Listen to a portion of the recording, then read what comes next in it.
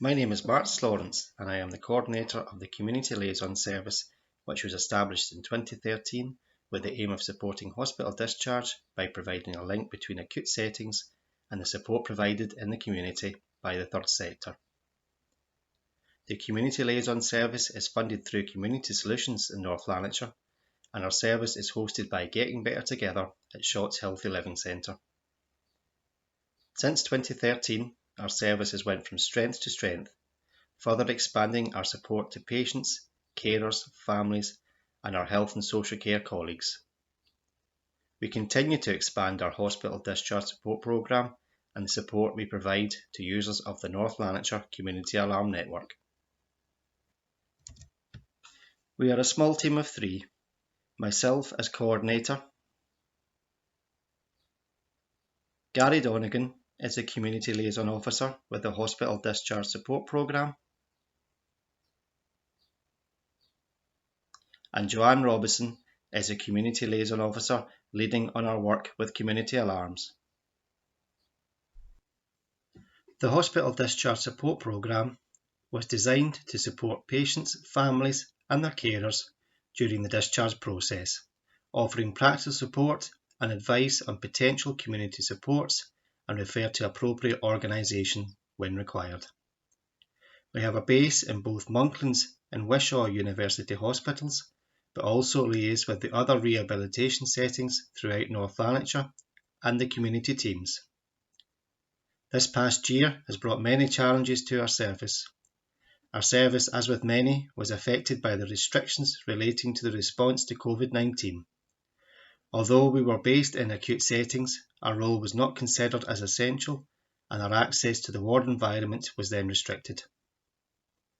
After a short period of transition, we continue to operate our service as a hospital discharge support programme. Throughout the year, we continue to receive new referrals from acute and community settings, providing the service with little disruption. During this response to COVID-19, the team has shown its ability to be flexible and responsive in its support. In addition to receiving ongoing referrals, the service contacted all individuals on both its current and recent caseload for wellbeing calls and to offer support. This led to the service providing telephone befriending, which ranged from daily to weekly calls, which helped provide social contact to recently discharged patients and their carers.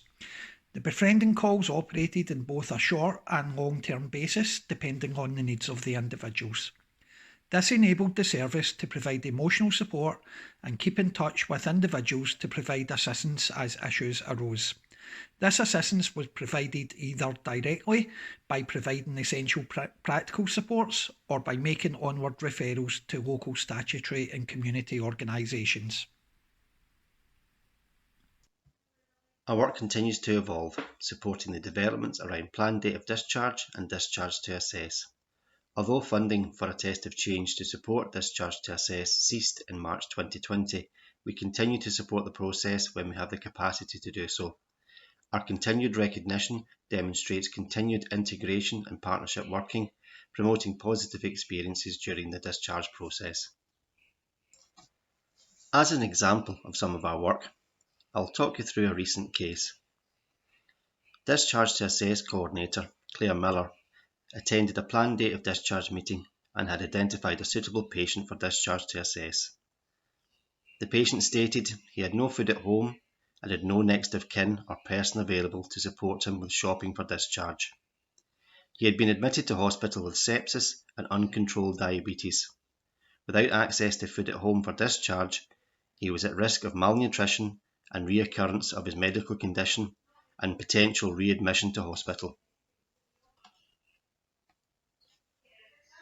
Lack of food was a patient safety concern for Claire.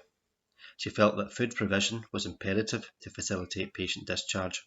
Working in partnership to deliver a patient-centred approach, we were able to react quickly to meet the needs of the patient and facilitate a safe, seamless discharge home. We engaged with this gentleman, obtaining food shopping, and linked up with hospital transport to coordinate delivery of the food into the house.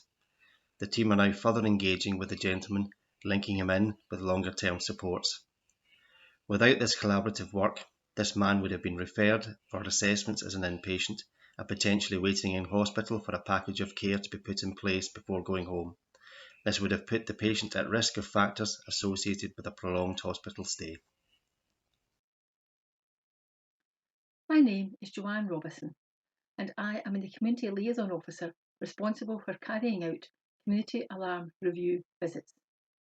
As you'll see from this slide, each visit has 4 main components, but every visit is different because the conversation held with the person is tailored to their needs, and whatever arises from the conversation means that signposting, etc., can be tailored for that person.